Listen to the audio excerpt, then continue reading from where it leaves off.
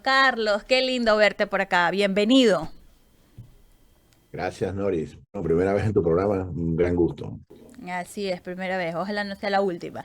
Carlos, estábamos conversando con la gente aquí que estaban conectados y una de las cosas que yo estoy planteando y preguntando desde que salió el comunicado de Centro Democrático hace ya algunas semanas de un llamado a la unidad sin líneas rojas.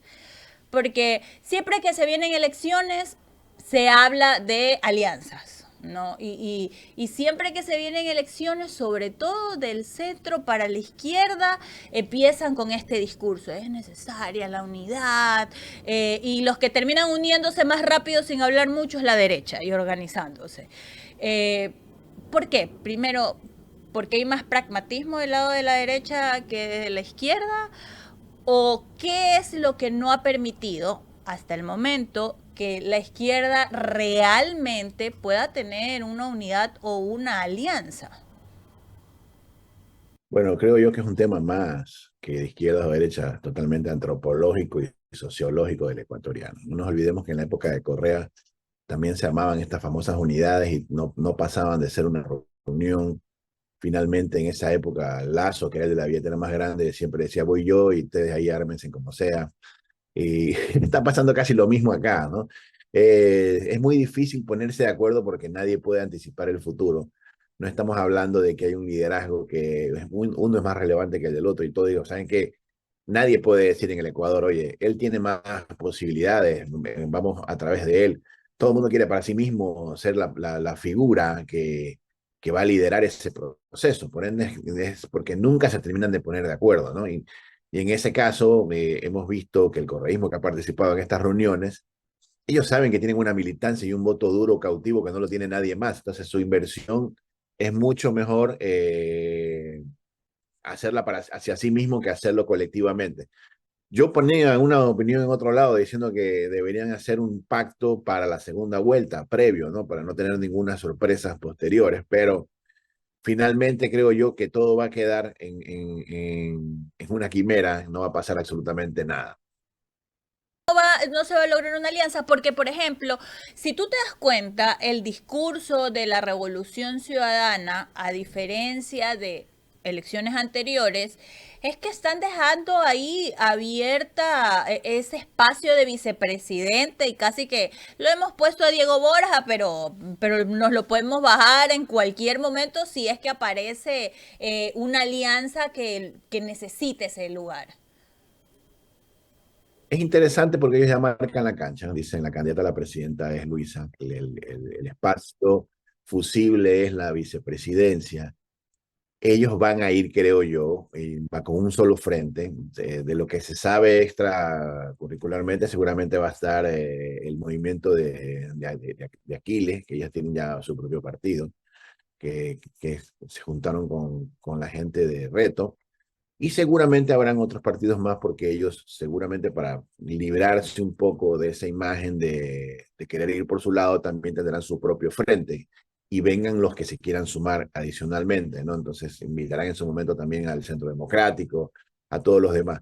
Pero yo pienso que lo que va a pasar con esa reunión es que se van a dividir en tres grupos y esos tres grupos ya creo que están prácticamente definidos. El Centro Democrático, que es la voz cantante, hará su propio frente, la RC hará su propio frente y las izquierdas harán su propio frente, las que quedan, y finalmente la izquierda va a ir disipada hacia la primera vuelta, pero con figuras que finalmente son los que ellos creen que pueden lograr algún efecto para entrar a la segunda vuelta. Carlos, ¿tú crees que ya hablando del lado del electorado, no de los actores políticos, ¿tú crees que funciona esto de esas discusiones de izquierdas y de derechas? ¿Cómo crees que la ciudadanía que no está en modo electoral, ahorita que le importa un pepino lo que está pasando en las primarias de los partidos políticos, pero ya llegado el momento que la gente se pone en modo medio de elecciones, este discurso de las izquierdas, el progresismo y la derecha, ¿va a funcionar o de algún modo las organizaciones políticas y los candidatos van a tener que desprenderse de ese relato? Bueno, es muy bajo el porcentaje que están realmente definidos dentro de una posición de centro, derecha o izquierda. Muy bajo. Los otros se consideran apolíticos o estar fuera totalmente de estas doctrinas o pensamientos. Pero déjame decirte una cosa, en Argentina la derecha nunca había sido ideologizada. Milei logró de alguna forma asociarlo a la libertad e hizo una mezcla entre el libertario y el de ultraderecha que a la gente le pareció absolutamente atractivo porque caminabas hacia el tema de la libertad, ¿no? Entonces, dentro del socialismo, que es la parte más light de lo que era la izquierda entre el comunismo y todo eso, había obviamente ese sentido de rebeldía, atraía a muchos jóvenes en una muy buena época, cuando no se habían quemado demasiado esas tesis.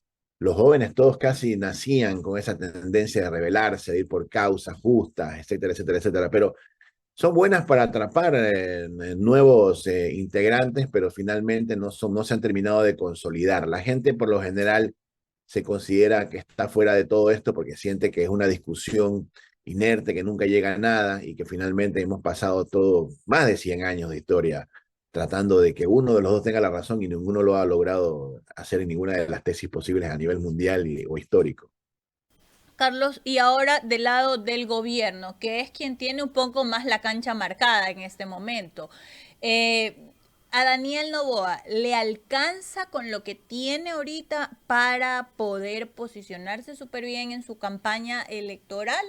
¿O si crees que va a tener que hacer un esfuerzo extra y le va a costar un poquito ya en la carrera electoral?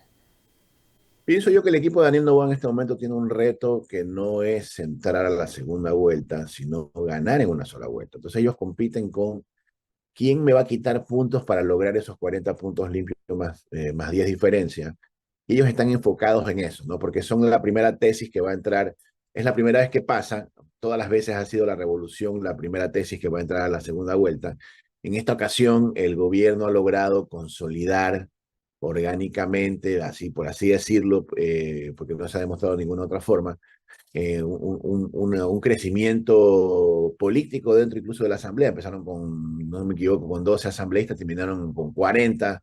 Y eso también va sumando fuerzas a nivel de GATS, a nivel de cada vez 10 veces más alcaldes que se van sumando también. Y habría que ver cómo entran también, se convierten en la fuerza política más atractiva para estar y participar. En su momento lo fue Alianza País y posteriormente la Revolución Ciudadana.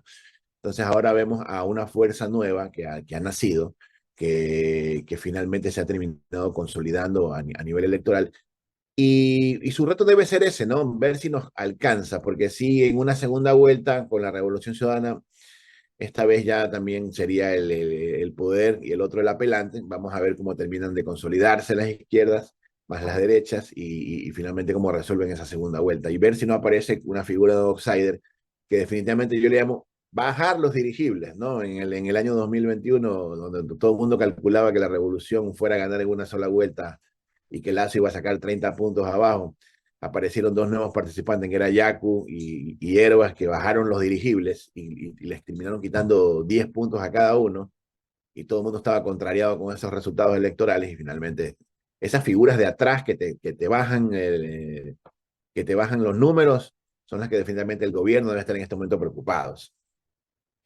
Y Carlos, el gobierno tiene algunos actores que sin ser candidatos o sin que se postulen ahora para candidatos van a ser un poco decisivos y que sí le pueden ir pellizcando puntos. Por ejemplo, tenemos a la vicepresidenta que ya vimos que salió el viceministro Torres de nuevo con un discurso que, claro, a ver, nosotros tal vez o que medio estamos en el día a día del tema político decimos qué carajo que gane $17,800. O sea, sí, pues gana eso porque la enviaron a ella.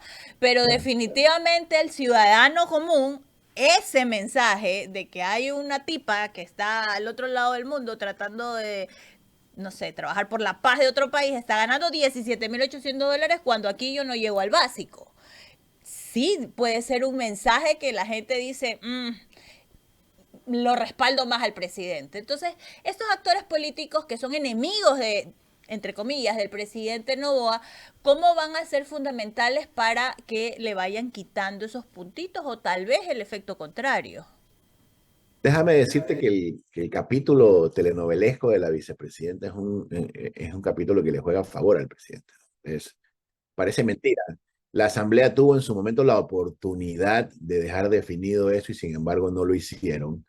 Para cuando llegue el momento en que se esté viendo si el presidente va a tomar sus días de asueto para hacer campaña, si va a renunciar, toda esa telenovela le va a quitar puntos de rating a las otras fuerzas políticas. Va a parecer que el presidente tiene como una novela para sí mismo y la gente va a estar muy pendiente de ese tema y finalmente es algo que va a crear un ruido electoral que le va a jugar a favor al presidente, pase lo que pase. Parece mentira, pero son cosas que hacen que la gente se centre en una sola narrativa. Entonces va a haber, los otros actores políticos van a tratar de posicionar cosas nuevas y finalmente la gente va a estar metida dentro del tema este de la vicepresidenta, ¿no? Vamos a ver cómo se define eso. Va a llamar mucho la atención si ella toma el poder y hace y deshace del poder y se convierte él otra vez en un apelante del poder desde la... tiene mucho para contar y si definitivamente fraccionas la elección entre la vicepresidenta y el presidente, estamos hablando de que los otros se quedaron fuera. Carlos, ¿tú crees que en este momento, como está definido, bueno, todavía no está del 100% definida la papeleta, pero ya se está viendo más o menos los rostros que estarán dibujados? Eh, ¿Quién tiene menos contendores en su espacio natural de electorados? El presidente Noboa teniendo por ejemplo, tenemos a un Cucalón que probablemente sí le quita más al presidente Noboa que al correísmo. Tenemos a... ¿Quién más está del lado de la derecha aparentemente? No veo, no he visto a nadie más. Bueno, está Henry Kronfle también, que va por el A PSC. Kronfle, que ya lo anunciaron ayer exactamente, que ahí Sí. tiene un voto tradicionalista, sobre todo social cristiano, que se canta. Pero son más o menos estos actores que, si tú te das cuenta, siguen siendo el perfil del político tradicional versus a esta nueva propuesta de político que plantea Daniel Noboa. No. Y en estas nuevas elecciones, Carlos, viendo el contexto que estamos viviendo de inseguridad política, en el que hacer campaña política en los territorios va a ser complejo. La comunicación política vuelve a tomar un sitio súper importante dentro de las campañas. ¿Cuál es el reto de estos políticos tradicionales que todavía no logran conectarse y engancharse con estas nuevas audiencias de la manera que sí lo ha hecho Daniel Noboa y su equipo? Bueno, cada elección tiene una particularidad que define más o menos qué es lo que la gente está buscando y eso lo ves viendo los números, ¿no? En la elección pasada, en la del 23, yo siempre decía que el candidato elegible es el candidato que sea más pragmático en la elección, es el que menos se pelea, el que más le habla a la gente de hacer cosas, el más calladito, el que más se sintoniza con lo que la gente quiere, más no lo que la política quiere. Y finalmente fue electo un candidato así. Yo al principio pensé que iba a ser Jan Topic, pero finalmente terminó siendo Noboa, que era el pragmático de la elección. No se metió con nadie, no se peleó con nadie, debatió y finalmente la gente lo eligió, ¿no? Bajo ese mismo perfil de análisis, creo yo que en la elección que viene tiene el candidato a ser elegible el candidato de la antipolítica. Y el candidato de la antipolítica es el candidato no que está buscando adecentar la política, no que está buscando que la gente confíe en los políticos, ni hacer política, ni la tarima política, ni el uniforme, ni los colores, ni la bandera, sino el que la gente le haga sentir que definitivamente la política está equivocada y que debemos ir hacia otra cosa. Entonces ahí yo veo en ese escenario varios panoramas. Te estoy hablando de en el mismo Novoa, abandera la antipolítica, cuando él habla del viejo Ecuador versus el nuevo Ecuador, está hablando de la antipolítica total, o sea, es una polarización total que él hace del espectro de todo, ¿no? Como diciendo, la vieja forma de hacerlo y está hablando directamente hacia los políticos tradicionales. Entonces vamos. Interrumpo, Carlos, porque sin embargo es verdad, es constante lo de la vieja y la nueva política y lo ha sostenido teniendo a sus ministros jóvenes y muchos de ellos sin experiencia previa. Pero ahora aparece en la papeleta su mamá, Anabela Sin, que ella mismo lo dijo, soy vieja política, pero Anabela sí es un rostro que, a pesar de haber estado mucho tiempo en política, no tiene resistencia. Bueno, ella es muy querida para la gente, ¿no? Y es claro que política no es. Ha sido parte de lo que yo le llamo un animal político, que es lo que fue la lucha de los Novoas a nivel, le peleó varias segundas vueltas a la revolución, o sea, tenían su fuerza y una fuerza popular que venía de lo que dejó de ser hace un buen tiempo lo que fue el PRE, toda esa centroizquierda que fue migrando hacia allá, ¿no? Eh, Fíjate que no es nuevo eso de los parientes en las papeletas, porque lo hemos visto a través de los hermanos Bucarán, lo hemos visto a través de las Pierinas Correas, lo hemos visto, bueno, no es malo, porque a la larga Anabela fue una mujer que fue en su momento electa con mayor cantidad de votos en su momento que el expresidente León Férez Cordero, es muy querida, y creo que en este caso que ya es una segunda elección que lo acompaña, no es malo para esta segunda elección. Mira que no la puso para la primera, la pone para la segunda, ¿no? Entonces yo pienso que entre más fuerza asume, eso le va a aumentar, ¿verdad? Y eso tiene que ver mucho más que con política, y con el populismo en general, porque tampoco está dentro de los lineamientos políticos que pongas a tus familiares, sino que más bien es una cosa que se sale también un poco de las casillas de ser político, ¿no? Prácticas son, pero casi que están fuera del círculo. Y entonces, ¿cómo crees que vaya a sostener este discurso de nuevo Ecuador cuando, por ejemplo, ya el presidente ya polariza algo que no lo hacía y por lo que ganó las elecciones? Entonces, tal vez como tú dices, cada elección tiene su particularidad.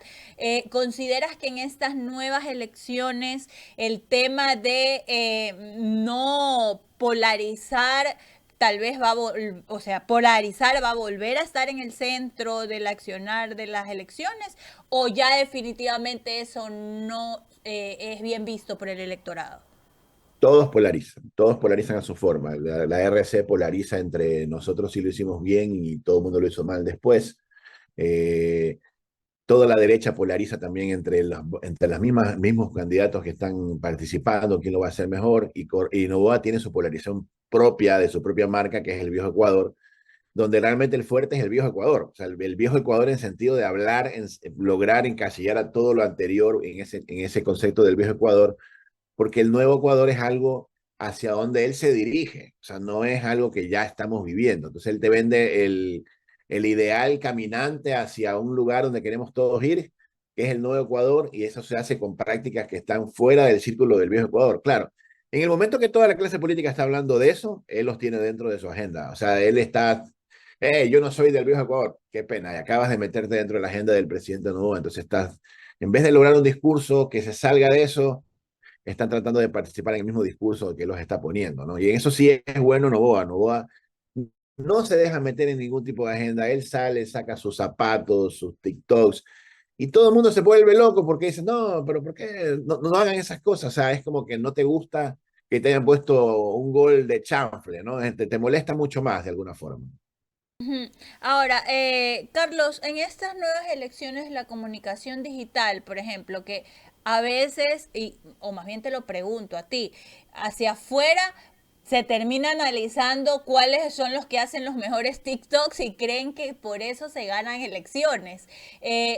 ¿Cómo consideras tú que hacia dónde deberían ir las campañas de los candidatos en ese sentido, entendiendo que no se gana por TikToks, o sí?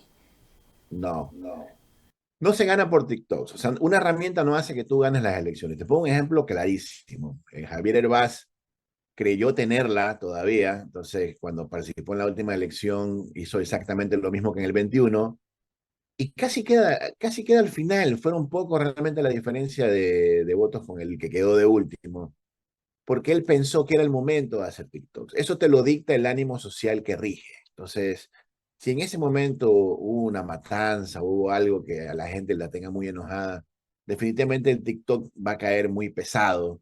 O sea, no es algo que nos esté dando mucha risa, que digamos. Y depende también para qué lo uses, ¿no? Porque una cosa es querer ser tendencia, hay equipos de marketing que te venden, hay muchas reproducciones y mucho crecimiento, y finalmente a la hora de las votaciones te dicen, bueno, no sé qué pasó. Entonces, claro, ¿Cuál es esa conversión? fuiste muy popular. No, es que la conversión no te la da eso. Lo que te da TikTok, lo que te puede dar TikTok es cambiarte absolutamente aprobación o rechazo, o darte conocimiento, pero no te genera votos. no es algo que te genere votos, es algo que estés moviendo una causa a través de TikTok. Te pongo el caso de Noboa con los cartones. ¿Por qué esa campaña sí se convirtió en votos? Porque Noboa permitió que la gente participe en la campaña. No era él, era la gente haciendo TikToks. Entonces, no era que él fuera el motor. Parte y la puso en territorio también. Exactamente, lo que pasó ahí es que la gente participó de una tendencia que ellos se sentían parte activa de la campaña. Entonces dice, ya, yo participé con la campaña de Noboa y la gente terminaba votando por Noboa por eso. Fue realmente lo que salvó la segunda vuelta para Noboa, esa campaña de TikToks, porque Luisa venía en una constante recuperación. De hecho, pienso que lo hizo mucho mejor en el segundo debate, pero la RC no logró nunca conectar con ese aspecto de la comunicación y finalmente Noboa la terminó ganando. Pero ¿por qué la izquierda en general no termina de conectar con esas acciones que parecen, y si tú lo ves cuando lo debaten y lo hablan, las ven como banales, superfluas, entonces como muy abajo del intelecto? Entonces, por eso no las toman o no las consideran, pero a la hora movilizan. Mira, te voy a decir una cosa. Muchos satanizaban la comunicación de la RC. Decían, no, la maquinaria publicitaria, y se ponían en contra de comunicar. Entonces, cuando Lazo asumió el poder, bajo ese mismo concepto, no comunicó nada. Pues entonces dijo, no, pues me van a criticar por hacer pautas comunicacionales y nadie me va a aprobar, ¿no? Es como que le da vergüencita irse en contra de su propio discurso. Pasa igual, le pasó, yo vi un discurso de Henry Crofley diciendo, yo no voy a bailar en TikTok, y lo primero que hizo cuando se sentía totalmente aplastado por la crítica del oficialismo fue sacar TikToks, o sea, fue directamente a la herramienta, ¿no? Entonces, esa contradicción en que sales satanizando a una herramienta sin considerar que hay gente que le gusta el TikTok, sin considerar que hay gente que sí le gusta que le comuniquen de esa forma, es excluir a una cierta cantidad del segmento que dicen, a mí sí me gusta el TikTok, ¿por qué razón a este candidato no le gusta? No voy a votar por él. Entonces te estás yendo en contra de lo que la gente sí le gusta. Entonces tú no debes satanizar las herramientas comunicacionales. Si de repente a lo mejor sale algo nuevo, trata de involucrarte en eso y trata de ser innovador, aunque lo hagas mal, por lo menos lo has intentado. Si no lo sabes hacer o si no lo dominas, no lo critiques tampoco, porque nada es que la gente dice, ay, no, este candidato criticó, ahora debo yo dejar de votar del otro. No, pasa totalmente lo contrario, ¿no? Ok, Carlos, y para ir cerrando, en estas nuevas elecciones, yo considero que los vicepresidentes, el binomio, entendiendo toda esta telenovela que ha sucedido con Daniel Noboa y que, como tú dijiste, va a tener segunda parte, y probablemente sea en medio de la campaña que le va a dar mayor, o sea, mayor visibilidad al presidente por sobre los demás. ¿Tú crees que los binomios presidenciales, los candidatos y sobre todo candidatas a vicepresidente, van a tener un protagonismo mayor en estas elecciones, una mayor participación, o va a ser igual que siempre? Siempre lo han tenido, pero en negativo. Te voy a poner un ejemplo. Cuando estaba Arauz de candidato a vicepresidente, él captaba mucho la atención porque todo el mundo estaba a la espera de que Arauz se lance algún comentario, alguna cosa que lo puedan satanizar o lo puedan sacar de contexto o lo que sea, ¿no? Y en la época, y por su lado también, en el momento que notaron que podía crecer Novoa, la vicepresidenta también le sacaron todos sus comentarios conservadores y fue muy activa dentro de la participación electoral, ¿no?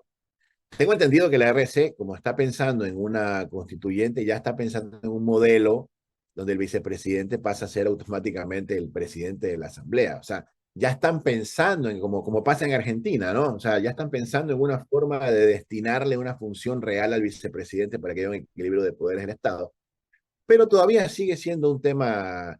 Fíjate tú que ahora que hicieron este tema de hombre, mujer, mujer, hombre, eh, le sigue dando una dinámica interesante porque lo único que persiguen dentro de esta visión es ver de qué manera lo utilizas a favor o en contra de una campaña. Y si para vicepresidentes vemos, también tenemos la figura de Jorge Glass, que está un poco pagando las consecuencias de haber estado militando una vicepresidencia, fue el único que se quedó. Y hay muchos simbolismos allí sobre inclusive desde la época de León Férez Cordero, ¿no? Cuando decían que su vicepresidente lo estaba acerruchando. Entonces, es algo que siempre atrae la conversación política, si se va a quedar. ¿Qué pasa si lo votamos? ¿Quién asume? Es parte de la dinámica de la conversación, el vicepresidente. ¿Crees que la RCA, al haber aparentemente lo que se vio en la última convención que tuvieron, es que está volviendo a reclutar o a coger en sus brazos con muchísimo amor a actores políticos interesantes de ellos que habían marcado distancia? Por ejemplo, Marcela Guiñaga, que fue abiertamente, se notó esa separación que tuvo de la RC y lo había dicho frontalmente. Ahora vuelve y súper recargada con el discurso que dio en la convención. ¿Crees que es parte de la estrategia de RC para estos actores? Que, ojo, cuando se distanciaron de la RC, mejoraron los índices de aprobación en cada uno de sus, no sé, cargos. ¿Fue coincidencia primero que hayan mejorado la aprobación que tenían y la cercanía con la ciudadanía cuando se alejan de la RC? Y también es coincidencia que justo ahora, entendiendo que tienen súper buenos números, la RC les diga vengan con amor, siempre los quisimos y limemos asperezas. Dos cosas claves que yo siempre las he sostenido en otras entrevistas. Número uno, la Revolución Ciudadana siempre parece ese club donde es nuestro y nadie más está invitado a participar y incluso sus seguidores en redes, que algunos son acusados de ser troles, lo abrazan como que fuera algo que nadie más puede pasar. Entonces eso es un error que parece que lo están corrigiendo. Está bien ese discurso o debería ser de reconciliación, debería ser una jornada total. Y aquí a la inscripción de las candidaturas están todos abiertos a que vuelvan nuestras figuras que se fueron engañadas, tal vez, unas sí, otras no, otras perdonadas, pero que si pudiesen hacer un mensaje, un eco que haga que todos regresen, quizás haya muchos liderazgos que vuelvan. Ten la seguridad que habrán muchos que les encantaría tener la palmadita de confianza y el perdón del Machi, porque se pelearon en su momento y que hoy por hoy lo ven como algo lejano. Entonces yo creo que Diego Borja sí fue un mensaje que dieron ahí. Mi segundo punto, Marcela Guiñaga es lo mejor que tiene la revolución en este momento, porque Marcela Guiñaga es la militante ideal que deberían ser todos los candidatos de la Revolución Ciudadana, porque ella es pragmática, inclusiva, abierta, se reúne con A, B, C, D, todo a favor del bien común y de la labor que ella está haciendo como prefecta del Guayas. Entonces, eso la gente lo ve bastante bien y se traduce bien en cualquier postura. Entonces, a cualquier persona que pudiese comparar un militante A con un militante B, o sea, pudiese ser, me gusta más esta tesis. Y haberla tenido en la convención, porque también fue lo mejor de la convención, tuvo un gran discurso y un gran momento desde que entró con su perra patria en la espalda, los hombros, todo muy simbólico, hasta su Un discurso. discurso más que para la militancia mismo hacia afuera, ¿no? Hacia la gente que no era Un militante pero que le iba a discurso, llegar. fue un discurso hacia adentro y hacia afuera, lo que yo considero, ¿no? Como diciendo, vean que sí se puede hacer, vean que sí hay forma. Y finalmente mucha gente al ver se genera eso de, ay, hubieran puesto a Marcela de candidata, ¿no? Ella creo que no tiene su ánimo a hacerlo, pero es a la larga un símbolo o un síntoma del éxito que tuvo ella en la tarima. Sí, y este discurso de la traición, o más que discurso, fantasma, ¿cómo puede hacer la revolución para superar este fantasma de la traición y de creer que quien disiente con ellos ya es detractor, ya está vendido, ya nunca más, porque Diosito le dijiste al Machi que no? Mira, es muy difícil cuando tienes esos caudillismos muy marcados, todo el mundo quiere que el caudillo sea feliz, no caer en el tema de la traición, ¿no? Entonces, eh, terminas cayendo en temas que no le interesan un carajo a la gente. La gente no está pensando en eso, a la gente no le interesa. Yo escuché el discurso del presidente Correa y habían partes muy buenas, pero habían partes que tenían mucho que ver con lo que él está peleando, lograr convertir. Hay cosas que a él le molestan, que le gustaría que se conviertan hacia una verdad que él persigue, pero no todos los espacios, es como que estás dando una entrevista y dices, aprovecho este espacio para saludar a mi abuelita. Entonces, es como que estás tratando de buscar el mismo espacio. Aprovecho que tengo audiencia para decir lo que siempre tengo que decir, repetir y repetir, repetir, posicionar, posicionar, posicionar, pero sin saber que le estás haciendo un gran daño a la causa que tú persigues, porque la gente tiene que ver que tú tienes tus urgencias, es verdad, pero ellos también tienen las suyas. Cuando tú me hables, la gente dice, cuando tú me hables de mis urgencias, yo te voy a escuchar y voy a votar por ti. Pero si me sigues poniendo detrás un micrófono para hablarme de tus urgencias personales, finalmente la gente no termina haciendo match ahí y se va a otro lado. Entonces, sí, pasa con todo, es como vender. Lamentablemente sí es así, es como un marketing en que tienes que de alguna forma ser, parecer y hacer. O sea, no necesariamente tiene que ser, guarden ese personaje de, por favor, creen en esta verdad por un tiempo que cada vez que se alza un micrófono se escucha hablar de la fiscal, que la 1020, o sea, son cosas que a la larga la gente dice, no es conmigo, no es mi hambre, no es mi inseguridad, no es mis ganas de vivir mejor, no es mi futuro. Entonces termina diciendo, nunca habló de mí, siempre habló de él, nunca habló de mí. Y eso lo digo con la mayor crítica positiva para que si siguen haciendo esas cosas, a lo mejor pueden lograr crecer en los meses que faltan para la elección. ¿Y tú crees entonces que Correa terminó volviéndose un caudillo? Correa no es, bueno, es que era inevitable. El correísmo nació post-Correa. El correísmo nació por el año 2012, 11. Recién se estaba consolidando porque ya era un hombre que había hecho mucho. Y él rechazaba el correísmo al principio, como diciendo, no, no vayan hacia allá. Y finalmente la gente sí terminó yendo hacia allá, hacia un correísmo. Es como el peronismo, es inevitable. La gente no puede evitar que alguien se convierta en un caudillo, ¿no? Y es caudillo a la vez porque es la única voz cantante, ¿no? Es el único líder visible con fuerza y los demás se amparan en ese líder. Entonces, habemos caudillos todo el tiempo. ¿Tú crees que no es posible, no es posible tener un partido político sin caudillos, dándole la posta, formación política, diversidad de voces? O sea, por ejemplo, Marcela Guiñada sí se ha parado y ha sostenido lo que ella piensa por sobre lo que el partido tal vez crea que debe ser. Caso Glass.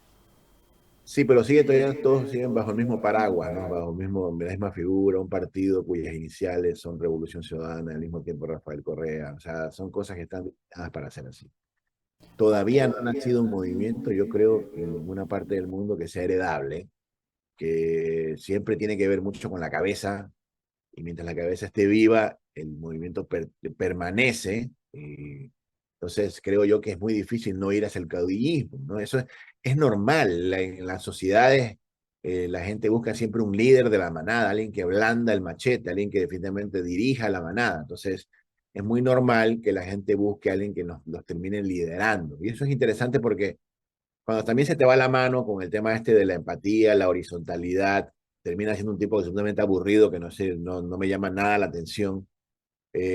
Salvo que seas también, salvo que tengas una, te voy a poner un ejemplo. Si tuvieras una figura indirecta del líder de la manada, por ejemplo, un viejito que ya está entrado en canas, puede ser un gran candidato y no necesita ser un caudillo porque la gente ya lo ve a él ahí como un viejo sabio, ¿no? Entonces ya la gente siente o Mujica, claro, Claro. como lo fue en su momento Hernández en Colombia, que solito él, imagínate, se terminó batiendo contra Petro. Y, y los jóvenes pegan muchísimo con ese tipo de liderazgo, no tienes idea, pero les encanta. A ellos sí les encanta verlos en un TikTok ahí haciendo cosas, ¿no? Sabiduría también, ¿no? Está bien, Como está ese perfil, sí. bien, Carlos, te aquí quiero está bien. agradecer el espacio, bueno, y espero pronto tenerte por acá para seguir conversando. Un Buenísimo, abrazo, buenísimo. chao. Siempre. Chao.